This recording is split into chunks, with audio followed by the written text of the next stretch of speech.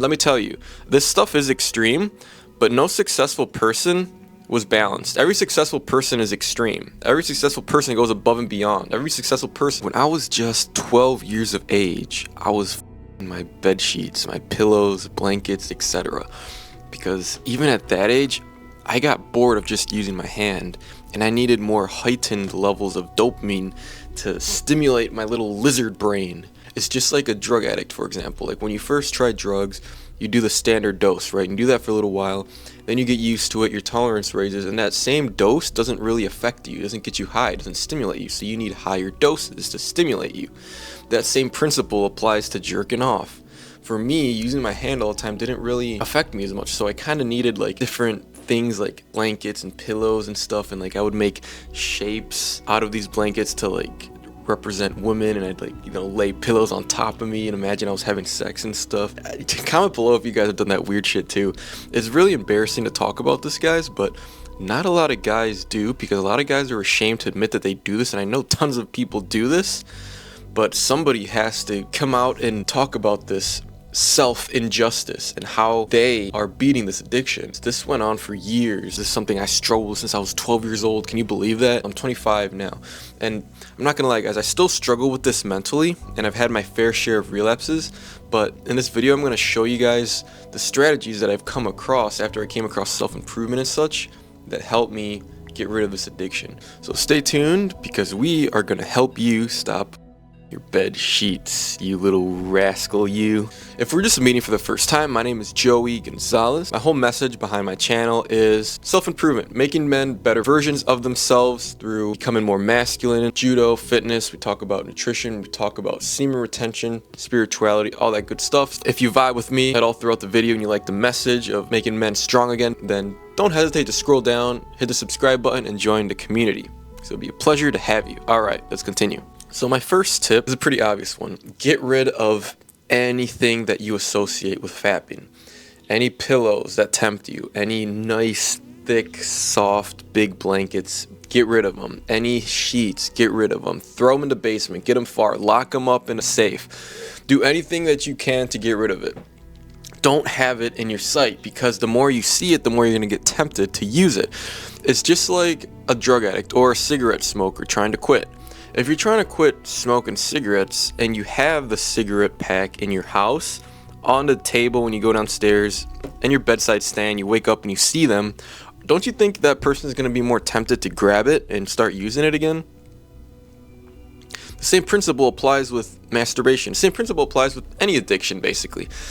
Any form of stimulus that's in front of you, that's going to enable you mentally to want to relapse more. So logically, we have to get rid of it, guys. Like, take a look. I didn't really make my bed, but I don't have any blankets anymore. Like, I just have that small sheet, but I'm not really tempted to do anything with it. And then I have like that airplane pillow for my neck, because I would use like really big pillows too. Instead, if you get cold at night, either replace those big thick blankets with thin sheets like I showed you, because those normally don't feel good on your pee-pee, or don't sleep with any blankets in general. Just double layer, wear like 3 sweaters if you get cold, like some sweatpants, some pajamas, socks, obviously. And it might feel weird at first, but you'll get used to it. You'll get used to it, and it's gonna feel weird and not normal. But again, nobody here is normal. We're gonna have to make sacrifices to feel the reward of retaining your seed and all the benefits, right? Because it's worth it. And ask yourself this question: would you rather feel comfortable and in the moment, have a nice blanket and feel warm just for a night of sleep, and relapse, start from square one and feel like crap about yourself? Or would you rather compromise, sacrifice a little bit of your bedtime comfort to continue on your amazing no-fap or semen retention journey? Which is more worth it for you? Which has more value to you? If you care more about your little blankie and feeling warm at night, then continue being a pussy.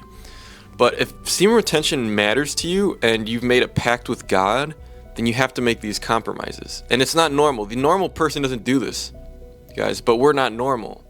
We're here to achieve great things. We're here to achieve not normal results in life. We're here to achieve above average results. And let me tell you, this stuff is extreme, but no successful person was balanced. Every successful person is extreme. Every successful person goes above and beyond. Every successful person is extreme. You have to remember that. Another tip is to stay away from bed as much as possible. So guys, this means do not stay in bed longer than you should, because then the demons enter your head. You start, feeling, you wake up with morning wood and you're tempted to touch yourself. Right when you wake up in the morning, get up. Even if you're sleep deprived, get up, go for a walk, do something. Because the longer you stay in bed, the more tempted, the more you try to convince yourself that, oh, it's okay, I might just touch myself a little bit, might edge, and then that edging will become a relapse. Not worth it, guys.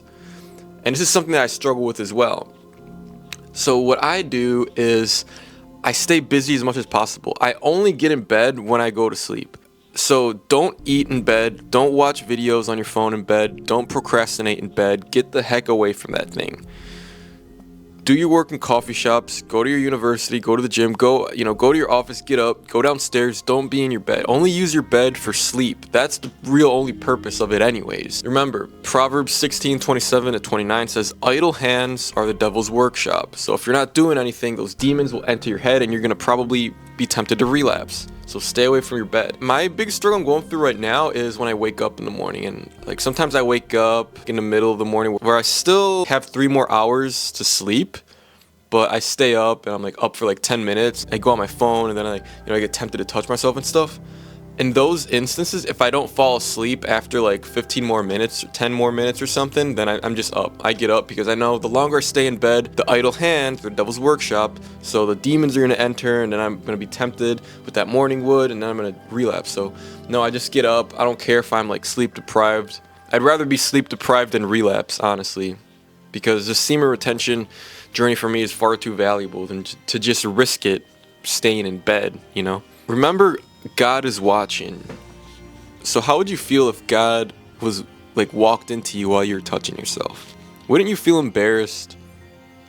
Imagine if your dad walked into you. Wouldn't you feel ashamed?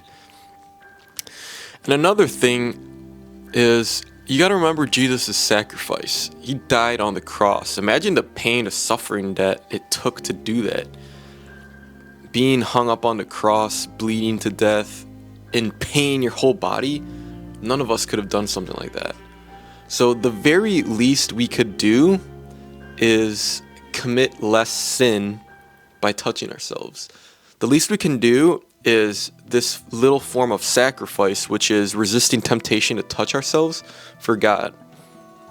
And trust me when I say semen retention does please God, because when you masturbate, you're lusting.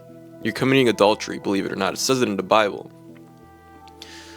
Even when you look at a girl and lust, you don't even have to have physical sex with her. You're still lusting. Even when you fantasize about a woman, you're lusting, you're committing adultery. It's the same thing. So you might as well just go out and have sex. Okay, I'm not saying you should do that, but you guys know what I'm saying.